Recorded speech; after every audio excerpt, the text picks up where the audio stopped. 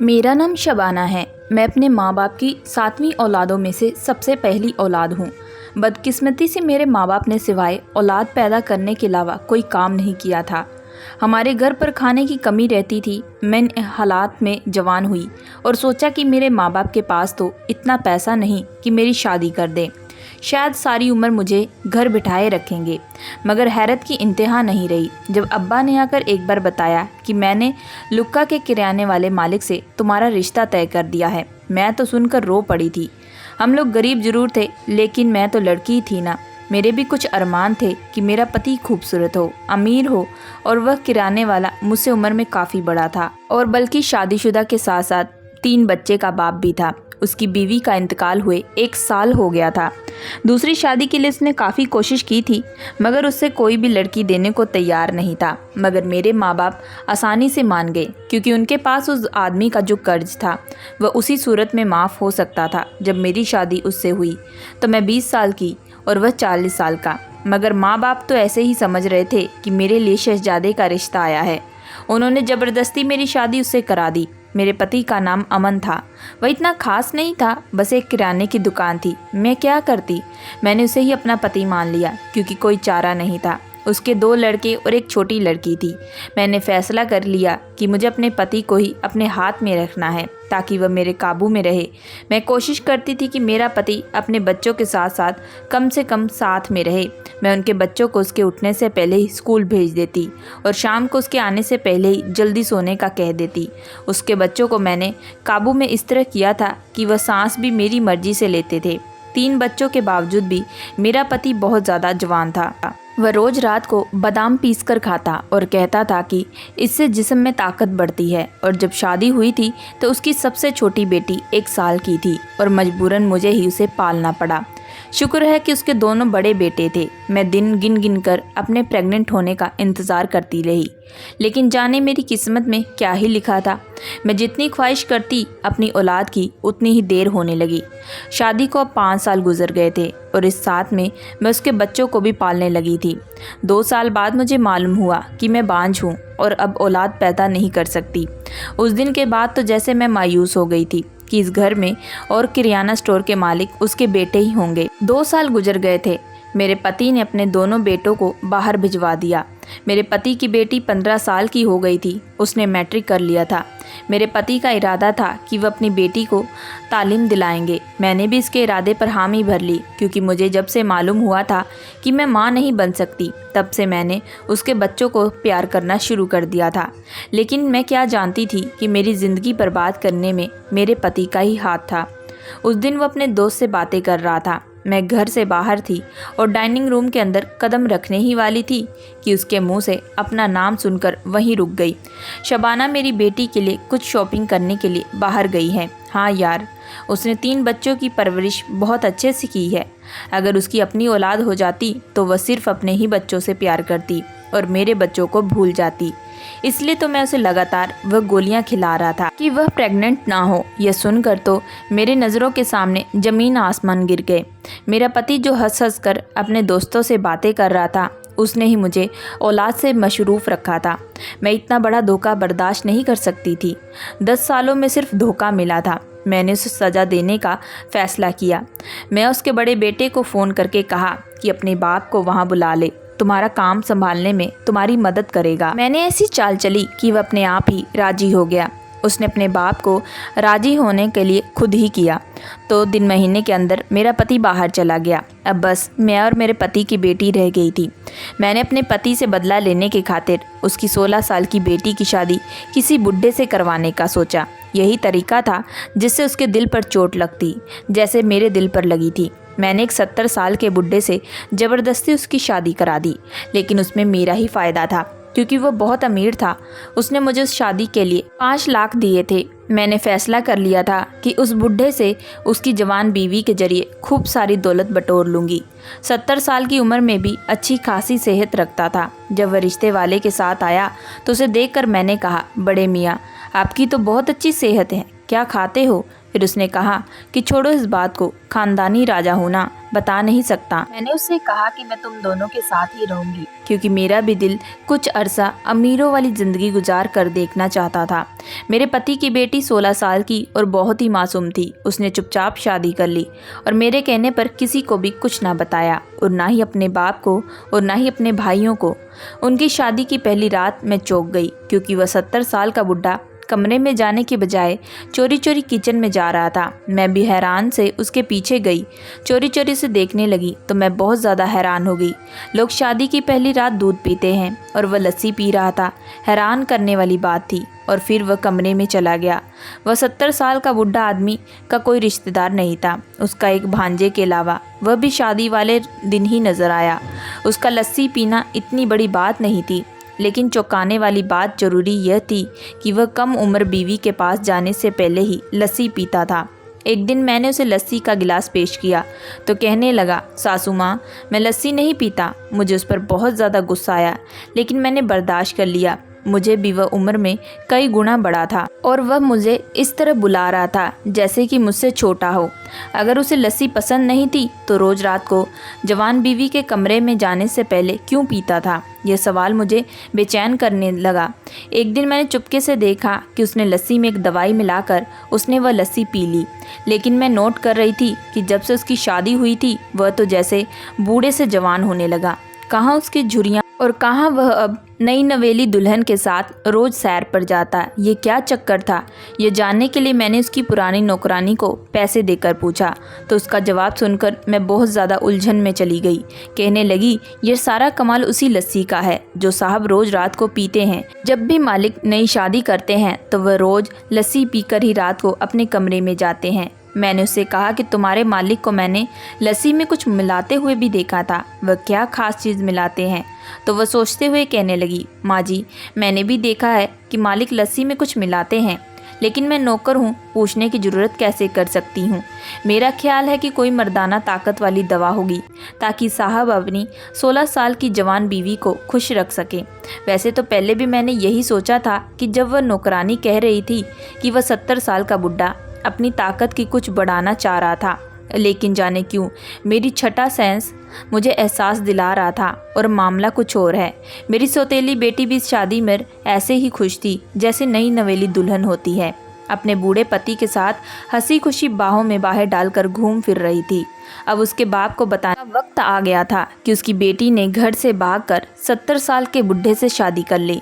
मैंने अपने प्लान पर अमल करने का सोचा तो मेरी सौतेली बेटी हीरो का हार लेकर मेरे कमरे में चली आई और कहने लगी, अगर आप बाबा को बताएंगे तो वह ज़बरदस्ती मुझे यहाँ से आकर ले जाएंगे, मगर मैं अपने पति को छोड़कर नहीं जाऊँगी।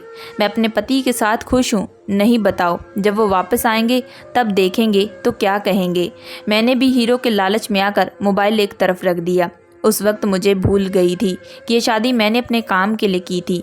रात को फिर मैंने उस बुढ़े को लस्सी पीते हुए देखकर मुझे नौकरानी की बातें याद आई कि हो सकता है कि वह खुद को जवान और ताकतवर रखने के लिए किसी दवा का इस्तेमाल कर रहा हो। अगर ऐसा था तो फिर वह गलत था। मैंने 70 साल से बुढ़े से अपनी 16 साल की बेटी की शादी करवाई थी ताकि वह भी वैसे ही औलाद के लिए तड़पे जैसे मैं तड़पी हूँ। तभी मेरा बदला पूरा होगा। लेकिन उस बुढ़े को देखकर लग रहा था कि शादी में उसे अलग ही रंग और खुमार चढ़ रहा था। यह सब उस लस्सी का कमाल था। कम से कम मुझे तो ऐसा ही लग रहा था। मुझे कुछ भी करके इस लस्सी के राज को खोजना था, ताकि अगर ऐसी कोई बात है तो मैं वक्त पर अपनी सौतेली बेटी से कहूँ कि अपने पति को रोज़ रात को दूध का गिलास दिया करे। इस उम्र में लस्सी पीना खतरनाक साबित हो सकता है। वह मायूस लड़की मुझसे पूछने लगी कि क्या वह नहीं पीना चाहिए। इससे पहले कि मुझसे जवाब देती, मेरी नज़र उस बेड पर रखी चीज़ों पर पड़ी। बहुत ज़्यादा कीमती जूते कपड़े उसके बेड पर रखे हुए थे जो मैंने मेरी बेटी ने ज़िंदगी में भी नहीं देखे थे। मैंने उसे कहा कि ये सब मैं समेट कर एक तरफ रख देती हूँ और मैंने उसे समझाते हुए कहा कि जितना दूर हो सकती हो उतना दूर अपने पति से रहो और जल्द से जल्द ज़्यादा से ज़्यादा सामान समेटने की कोशिश करो। ऐसा करती हूँ, मैं तुम्हारा ये सामान समेट देती हूँ। मैंने उसका सारा सामान समेटने के बहाने उसके कमरे की तलाशी ले ली, लेकिन वह पुड़िया मुझे कहीं पर भी नहीं मिली जिसे वह लस्सी में मिलाकर पीता था। नौकरानी ने बताया कि वह लस्सी खुद ही बनाता है, किसी को अपने पास नहीं आने देता। नौकरानी ने यह बताकर कहा कि आप देखिएगा साहब कितनी जल्दी औलाद वाले होंगे, हर बार भी ऐसा ही होता आया है। मैं तो ये सुनकर घबरा गई थी। उसकी कोई औलाद नहीं होने चाहिए, इसलिए तो अपनी सौतेली बेटी की शादी उससे कई गुना बड़े आदमी से करवाई थी जो औलाद पैदा करने की क्षमता ना रखता हो। लेकिन यहाँ तो उल्टी गंगा बह रही थी, वह तो औलाद पाने के चक्कर में था।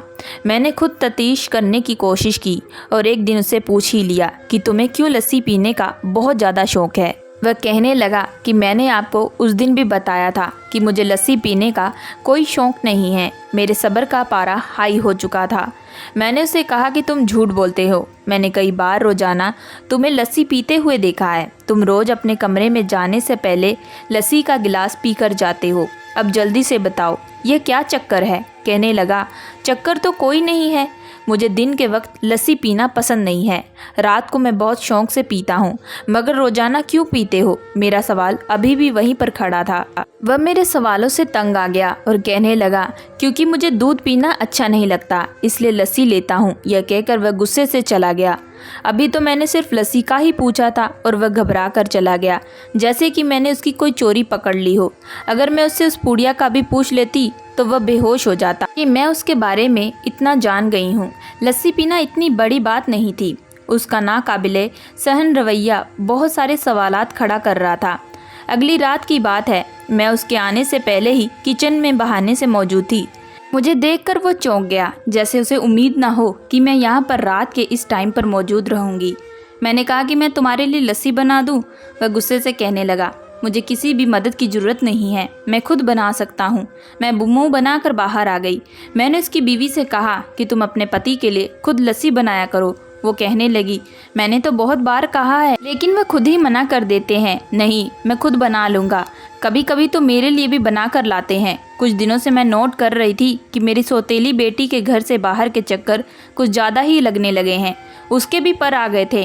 पहले तो मैंने यही सोचा था कि उसकी बाप से इंतकाम लूँगी, जैसे कि मेरे बाप ने मुझसे बड़ी उम्र वाले आदमी से शादी कराकर और मेरे पति ने मुझे बेऔलाद कर दिया। ऐसे ही मैं उसकी बेटी के साथ 70 साल के बुढ़े से शादी कराकर उसे बेऔलाद कर देना चाहती थी। मगर इस बुढ़े के पास इतनी दौलत होगी यह तो ख्वाबों में नहीं सोचा था और अब मुझे अपना इरादा बदलना पड़ा। मैंने अपनी सौतेली बेटी से कहा कि किसी भी तरह इससे दौलत निकलवाओ। अगर वह मेरे हाथों से निकल जाती तो बहुत बड़ा मसला हो जाता। उस लड़की के समझदार होने से पहले अपना मकसद हासिल करना मेरे लिए बहुत ज़रूरी था। इसलिए उसकी 70 साल के बुढ़े से शादी करवाई थी। लेकिन उसकी ताकत बढ़ती जा रही थी। मैंने एक प्लान पर अमल करने की सोची। रात को जैसे ही उसने लस्सी का गिलास तैयार किया और उसके अंदर अपनी जेब से वह खास पुड़िया निकाली और वह पाउडर अपनी लस्सी में मिलाने लगा। इससे पहले कि वह लस्सी पीता, मैंने जल्दी से किचन के पास गुलदान गिरा दिया। वह जल्दी से गिलास वहीं छोड़कर बाहर देखने गया। मेरे लिए बस इतना ही मौका काफ़ी था। मैंने जल्दी से किचन में गई और जल्दी से गिलास बदल दिया, जो मैंने कुछ देर पहले ही तैयार किया था। इस कार्रवाई में मुझे कुछ ज़्यादा देर नहीं लगी। मैं असल में यह मालूम करना चाहती थी आखिर इसमें है क्या, इसमें ऐसी क्या चीज़ वह मिलाता है। सुबह उठी तो मैंने इस लस्सी को एक पॉलीथीन में डाला और लैब में देकर आ गई। मैं सच जानना चाहती थी कि इसमें है क्या। मैं वहाँ से घर वापस आ रही थी कि मैंने अपनी सौतेली बेटी को गाड़ी चलाते हुए कहीं जाते देखा। वह अकेली गाड़ी चला रही थी। मुझे इस बात का इल्म ना था कि उसने गाड़ी भी चलाना आती है। उसकी शादी को मुश्किल 2 हफ्ते ही हुए थे। इतने दिनों में उसका पति उसे गाड़ी चलाना नहीं सिखा सकता और उसके बाप के पास तो मोटरसाइकिल थी। फिर उसने गाड़ी चलाना किससे सीखी? और घर गई तो मेरे पति का कॉल आ गया। मैंने इतने दिनों से जानबूझकर बात नहीं की थी। वह अपनी बेटी से बात करना चाह रहा था। मैंने कहा, पता नहीं कहाँ पर है, मुझे बताकर नहीं जाती तुम्हारी बेटी। अपनी मर्जी की मालकिन बन गई है। कल अगर कुछ हो जाता है तो मुझसे कुछ मत कहना। मुझे इस लड़की पर बहुत ज़्यादा गुस्सा आ रहा था। मुझे बताए बगैर वह किन हवाओं में जा रही थी। कई दिन हो गए बस अपने आप में मगन रहती और बाहर के चक्कर लगाती रहती। मैंने उसके पति से जाकर पूछा कि तुम्हारी बीवी कहाँ है। कहने लगा, ड्राइवर के साथ शॉपिंग पर गई है और अब मैं इस उम्र में उसके साथ शॉपिंग नहीं कर सकता। कमर जवाब दे देती है तो मैंने उस ड्राइवर के साथ भेज दिया। मैं उसे क्या बताती कि ड्राइवर बाहर बैठा है और तुम्हारी कम उम्र जवान बीवी बाहर घूम रही है। मुझे उस लड़की पर शक होने लगा। कुछ तो चल रहा था इस घर में जिसकी खबर मुझे नहीं थी, जो मुझे सब छुपा रहे थे। मैं जब भी उसे देखती यही लगता कि वह कुछ अजीब सा बर्ताव कर रही है। पति के घर में होने के बावजूद भी वह फ़ोन पर ही लगी रहती। मैं जब पूछती तो कहती मैं अपनी सहेलियों से बात कर रही हूँ। लैब वाले ने मुझे 2 दिन का टाइम दिया था, रिपोर्ट देने को कहा था। जब तक मुझे सच्चाई का पता नहीं लगता कि वह खास लस्सी क्यों पीता है, मैं तब तक उसे पीने नहीं देना चाहती थी। इसलिए आज रात भी बहाने से उसे बाहर भेजकर मैं लस्सी का गिलास बदल दिया। अगले दिन भी मैंने यही किया। फिर लैब वाले का फ़ोन आया कि रिपोर्ट बन गई है, आप आकर ले जाओ। मैंने उसे कहा कि मुझे बताओ रिपोर्ट में क्या लिखा है। जो कुछ उसने मुझे बताया सुनकर तो मेरे सर पर आसमान गिर गया। जो कुछ भी मैं सुन रही थी मुझे यकीन नहीं आ रहा था। मैंने घर जाकर उस बुड्ढे के पास जाकर वो रिपोर्ट दिखाई और कहा, ये देखो उस लस्सी का रिजल्ट जो तुम रोज़ बड़े शौक से पीते हो। मुझे समझ में नहीं आ रहा था कि तुम जहर पी रहे हो, वह भी अपनी मर्जी से। इस पुड़िया में जहर होता है तो तुम जानबूझकर लस्सी के गिलास में मिलाकर पीते हो। बूढ़े ने बताया कि इस लस्सी में ताकत वाली दवाइयाँ शामिल नहीं हैं, इसमें जहर मिला हुआ है। ये सुनकर मैं बहुत ज़्यादा हैरान हो गई। वह जानबूझकर जहर क्यों पी रहा है? मुझे ख्याल आया कहीं उसकी बीवी तो उसे जहर नहीं दे रही, क्योंकि उसके रंग ढंग कुछ ठीक नहीं लग रहे। मैंने उसे कहा कि ये पुड़िया तुम्हें कौन देता है? कहीं तुम्हारी बीवी तो नहीं देती तुम्हें ये पुड़िया? क्या वह तुम्हारी जान लेना चाहती है ताकि तुम्हारे मरने के बाद वह सारी दौलत अपने नाम कर ले? मेरे जहन में तो यही आया था कि मेरी सौतेली बेटी उसे मारने का प्लान कर रही है ताकि दौलत और जायदाद उसके नाम हो जाए, क्योंकि बूढ़े की कोई औलाद नहीं थी। मेरी बात सुनकर वह हंसने लगा, कहने लगा, नहीं नहीं ऐसा नहीं है। मेरी मासूम सी भोली सी बीवी को तो इस बात का पता ही नहीं है। मैं ये जहर खुद ले रहा हूँ और मुझे मालूम है कि मैं क्या कर रहा हूँ। ये सुनकर तो मेरे होश ही उड़ गए और मेरे रोंगटे भी खड़े हो गए कि वह अपनी खुद मर्जी से जहर ले रहा है। कोई पागल ही ऐसा कर सकता है, कोई भी इंसान तो ऐसा खुद नहीं कर सकता। मैंने उससे पूछा, आप ऐसा क्यों कर रहे हैं? अपनी जान क्यों लेना चाहते हैं? वह कहने लगा, तुम इतनी समझदार हो कि कुछ मालूम कर लो, तो यह भी मालूम कर लो कि मैं ऐसा क्यों कर रहा हूँ। जाओ और जाकर मालूम कर लो, क्योंकि अगर देर हो गई तो सच में बहुत देर हो जाएगी। मैं परेशान होकर उसके कमरे से निकल आई कि बूढ़ा तो सनकी हो गया है, अजीब बहकी बहकी बातें कर रहा है। अब भला मैं उसकी बात कैसे पता करती कि यह सब क्यों कर रहा है? मुझे अब शक हो रहा था कहीं वो नॉर्मल इंसान नहीं है। इस टाइम मुझे डर भी लग रहा था कि बूढ़े का क्या पता कहीं मेरे खाने में ही जहर ना मिला दे। अगले दिन मैं अपना चेकअप कराने डॉक्टर के पास चली गई। वहाँ कॉरिडोर में मैंने अपनी सौतेली बेटी को देखा। इससे पहले कि मैं उसके पास जाती वह वहाँ से गायब हो चुकी थी। शायद मुझे ही गलत फहमी हुई थी, भला उसे यहाँ क्यों आना था? डॉक्टर से चेकअप कराकर मेरी तसल्ली हुई कि मैं बिल्कुल ठीक हूँ। वैसे भी मेरी उम्र कौन सी ज़्यादा थी, अभी तो मैं बस 32 साल की थी। मैं सच कहूँ तो वापस आ रही थी कि अपने पति से इंतकाम के चक्कर में उसकी बेटी के साथ खुद फंस गई हूँ। वापसी में आते हुए मैंने एक बार फिर उसकी झलक देखी। मैंने जल्दी से टैक्सी को रोका और कहा, इस गाड़ी के पीछे चलो। मैं देखना चाहती थी कि वह कहाँ जा रही है, और यह देखकर मेरी हैरत का इंतहा ना रही। वह उसी अस्पताल में जा रही थी जहाँ से थोड़ी देर पहले मैं वापस आई थी। इसका मतलब था कि मेरा शक बिल्कुल सही था। थोड़ी देर पहले जो मुझे लगा था मैंने उसे देखा, वह बिल्कुल सही देखा था। मैं देखना चाहती थी कि वह अस्पताल क्यों जा रही है। कहीं मेरी तरह उसे भी तो सारी सूरत का पता तो नहीं चल गया।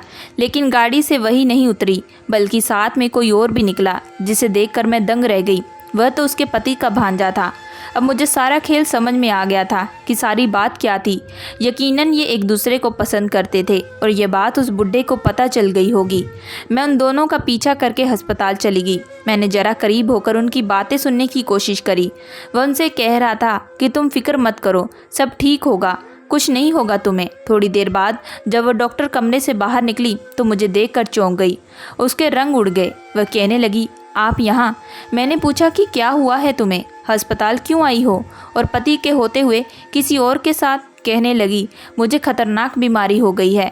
डॉक्टर कहते हैं कि तुम्हारे अंदर होले होले जहर डाला जा रहा है, लेकिन मुझे समझ में नहीं आया कि मेरे अंदर जहर कहाँ से आया। मैंने कहा कि तुम्हारे पति की वजह से, क्योंकि वह जान गया था कि तुम उससे बेवफाई कर रही हो और उसके भांजे से ताल्लुक़ बना रही हो, इसलिए तो उसने तुम्हें सजा दी।